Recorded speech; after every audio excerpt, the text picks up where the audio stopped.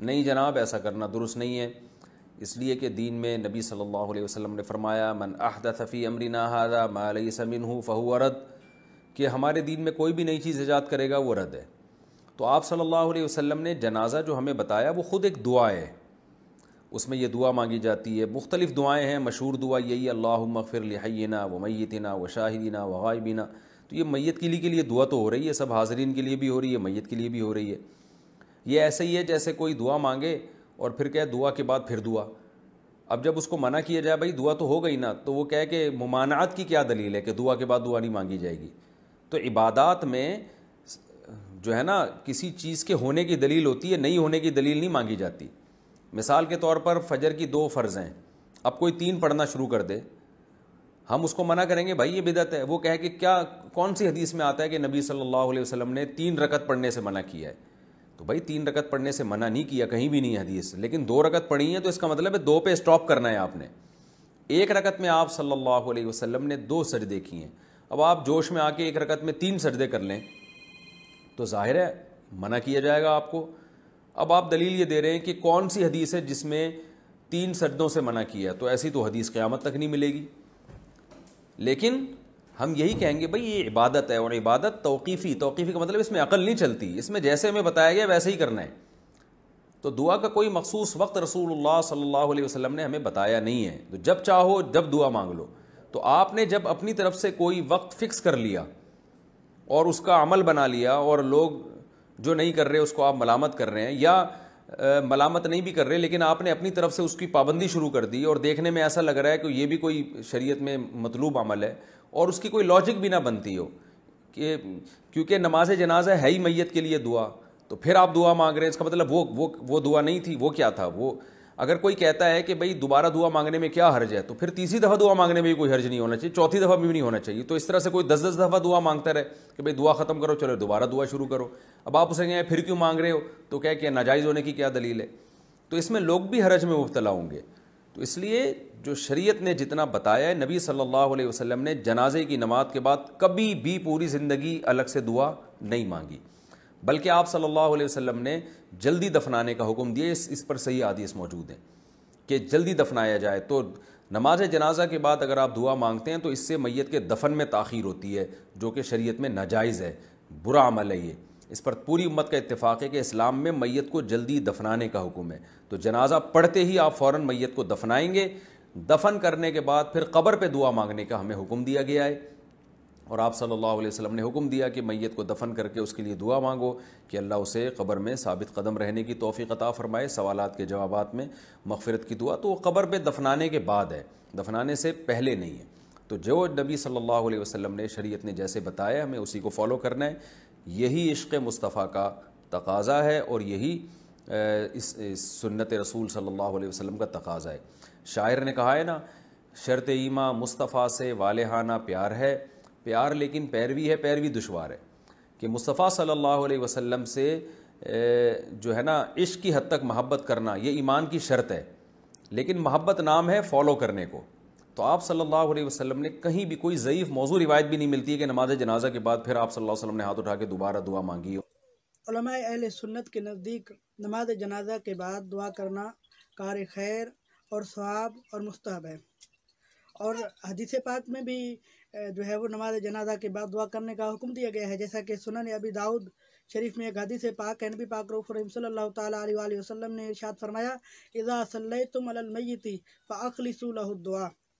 یعنی جب تم نماز جنازہ پڑھ چکو تو اخلاص کے ساتھ دعا کرو۔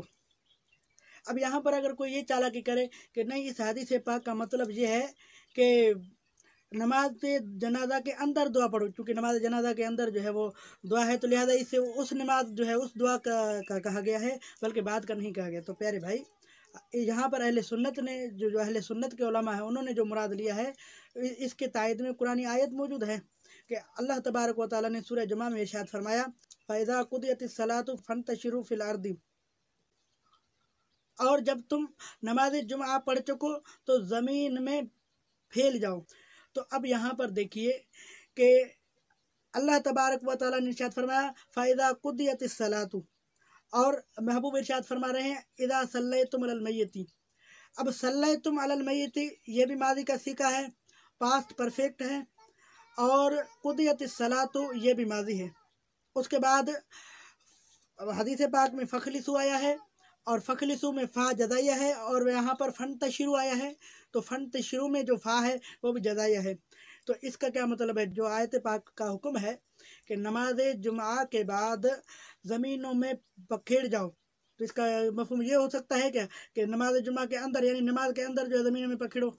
नमाज जुमा शुरू करो और फिर जो है ज़मीनों में चले जाओ, ये तो नहीं हो सकता, क्योंकि मादी का सीगा है। मादी का मतलब ये है कि काम कर चुको, पास्ट परफेक्ट है, यानी जब तुम ये काम कर चुको, नमाज पढ़ चुको जुमे का, अब जो है अपने रिज़्क़ के हलाल के लिए ज़मीनों में पखेड़ जाओ। तो इसी तरह हुज़ूर ने इरशाद फरमाया कि इज़ा सल्लैतुम, यहाँ पर भी और मादी का सीगा है और पास्ट परफेक्ट है, यहाँ पर भी हुज़ूर फरमा रहे हैं कि जब तुम नमाज जनाजा पढ़ चुको तो क्या करो? अखलिसु, तो इखलास के साथ दुआ करो। और ये तो रिवायत मिल गई हमें, सुनन अबी दाऊद शरीफ में ये रिवायत है, लेकिन अगर ये रिवायत ना भी होता फिर भी नाजायज़ का फतवा जो है नहीं लगाया जा सकता, क्योंकि दुआ एक इबादत है और हदीस पाक में दुआ को इबादत का मर्द कहा गया है। और इबादत जब लिल्लाहियत में मुश्तमिल हो और वो किसी मुकर्ररा वक्त के साथ मुक़य्यद ना हो तो मुतलकन हर वक्त करना वो जायज़ होता है। और फ़िक़्ह का मुत्तफ़िक़ा मुसल्लमा कायदा है कि अशिया में असल जो है इबाहत है, किसी भी चीज़ की जवाज़ के लिए इतना ही काफ़ी है कि उसके अदम जवाज़ के लिए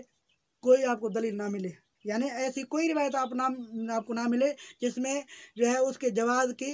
नफ़ी किया गया हो, नहीं किया गया हो। अब यहाँ पर जो दुआ के हवाले से एतराज़ात करते हैं मुखालिफिन, और वो ये कहते हैं कि भाई पहली बात तो यह है कि नमाज जनाजा खुद दुआ है, बार बार दुआ मांगना जो है वो सही नहीं है। सबसे पहले तो आप ये साबित करें कि बार बार दुआ मांगना कहाँ लिखा है कि गलत है। और दूसरी बात यह है कि नमाज जनाजा जो है ये नमाज है, और नमाज जनाजा के बाद दुआ करना तो इस तरह है जिस तरह के बकिया नमाजों में। थानवी साहब कहते हैं कि हर नमाज के बाद चूँकि दुआ मांगना मसनून है, तो जब हर नमाज के बाद दुआ मांगना मसनून है तो हर नमाज असल में दुआ है। आप दुआ में सूरह फातिहा नहीं पढ़ते,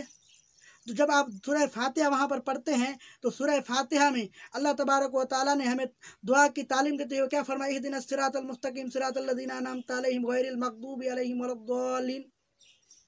ऐ मालिक हमें सीधे रास्ते पे चला, रास्ता उन लोगों का जिन पर तूने इनाम किया, और उन लोगों से बचा जिन पर तेरा गज़ब हुआ, और गुमराहों से बचा। और उसी नमाज के अंदर हम जो है अल्लाहुम रब्बना आतिना कादा आखिर में पढ़ते हैं, यहाँ जो है वो अल्लाहुम रब्बी जअल नहीं पढ़ते हैं, ये भी तो दुआ है, और कोई भी मासूरा दुआ पढ़ सकते हैं। तो हर नमाज में हम दुआ मांगते हैं और हर नमाज असल में दुआ है। तो मुझे ये बताइए कि उसके बाद जो है आपके अशरफ थानवी साहब ने कहा कि यहाँ पे सुन्नत है, तो बकौल आपके अशरफ थानवी के हर नमाज के बाद दुआ मांगना सुन्नत है, तो यहाँ पर जो है वो ये भी तो नमाज है, इसके बाद अगर दुआ मांग लिया तो इसमें क्या हर्ज है? ये तो इसी तरह की बात हो गई कि किसी के यहाँ मौलवी साहब चला गया और वहाँ पे जो है उन्होंने मसला पूछा उनसे कि भाई नमाज जनाजा के बाद दुआ करने का हुक्म क्या है, तो कहा नाजायज़ है। तो उन्होंने जो है जब ताम पेश किया गया और उसको प्यास लगी तो उसने कहा कि पानी दीजिए, तो लोगों ने कहा कि साईं सालन में पानी मौजूद है। तो उसने कहा कि सालन में पानी मौजूद है लेकिन अलग से पी लिया तो क्या होगा? तो उन्होंने भी इसी तरह इसी लहजे में जवाब दिया कि नमाज जनाजा में अगरचे दुआ है, लेकिन अगर हमने बाद में मांग लिया तो इसमें क्या हर्ज है? तो भाई ये कोई उसूल नहीं है कि जो है नमाज में दुआ अगर है फिर जो है वो बाद में आप नहीं कर सकते। आपके अशरफ अली थानवी लिखता है कि बाद नमाज ईदैन के या खुतबा के दुआ मांगना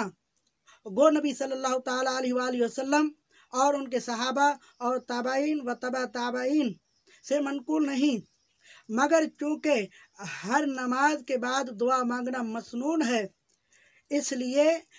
बाद नमाज ईदैन भी दुआ मांगना मसनून हुआ। क्या कह रहा है कि हर नमाज के बाद चूँकि दुआ मांगना मसनून है तो इसलिए नमाज ईद भी तो नमाज है, तो इसलिए भी दुआ मांगना क्या हुआ? मसनून हुआ। तो नमाज जनाजा भी तो नमाज है।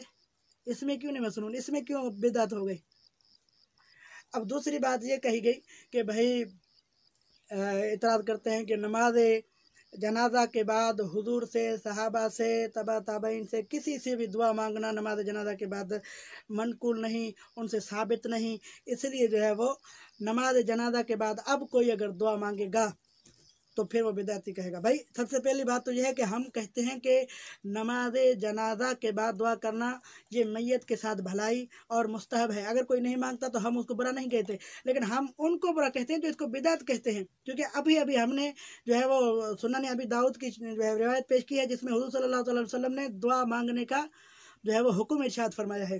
کہ آپ جو ہے جب نماز جنازہ پڑھ چکو تو اس کے بعد جو ہے وہ اخلاص کے ساتھ میت کے لیے دعا کرو،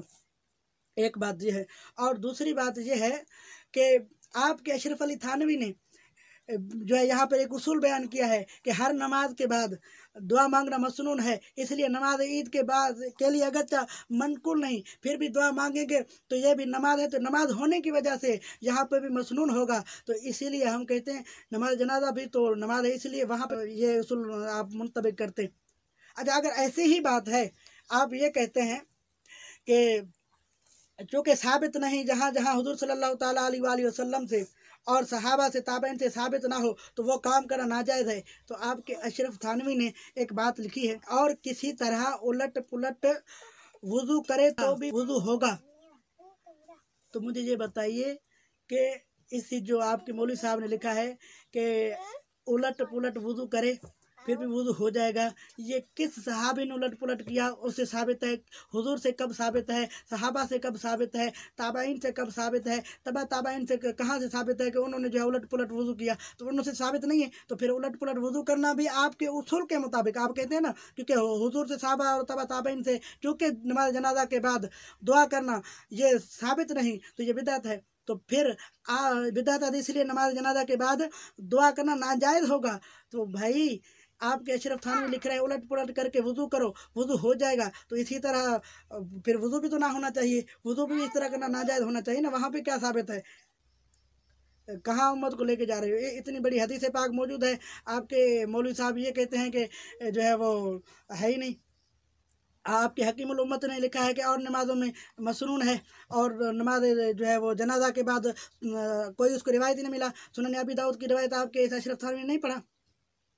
اور سب سے بڑی بات یہ ہے کہ آپ کے اشرف تھانوی تو کہہ رہے ہیں کہ جو بقیہ جو نمازیں ہیں ان کے بعد دعا مانگنا یہ مسنون ہے، اور آپ کو دوسرا مولوی مفتی طارق مسعود کہتا ہے کہ بھی فرض نمازیں ہیں اس کے بعد دعا مانگنا منقول نہیں، یہ بدعت ہے۔ اب آپ بتائیے، آپ کلپ دیکھیے۔ فرض نماز کے بعد اجتماعی دعا نبی صلی اللہ علیہ وسلم سے کہیں بھی ثابت نہیں ہے، کوئی ضعیف حدیث بھی نہیں ملتی اس کے بارے میں۔ اب آپ بتائیں کہ حکیم الامت صاحب تو کہتے ہیں کہ دعا مانگنا یہ مسنون ہے، اور آپ کے یہ مفتی صاحب تو کہہ رہے ہیں کہ دعا مانگنا ہر نماز کے بعد بھی جو ہے وہ کیا ہوا؟ بدعت ہوا۔ تو سب سے پہلے تو آپ یہ بتائیں کہ کس کی بات مانیں اور نہ مانیں، لیکن میں پھر بھی یہی کہوں گا کہ اگر آپ کے اس مفتی صاحب کی بات ہم مان لیں کہ ہر نماز کے بعد دعا مانگنا بدعت ہے، تو پھر آپ دیوبندیوں بتاؤ کہ تم ہر نماز کے بعد 5 وقتہ نماز کے بعد دعا مانگتے ہو کہ نہیں؟ یہ بدعت کرتے ہو کہ نہیں؟ جب تم یہ بدعت کرتے ہو اور اسے بدعت مستحبہ سمجھتے ہو تو پھر نماز جنازہ کے بعد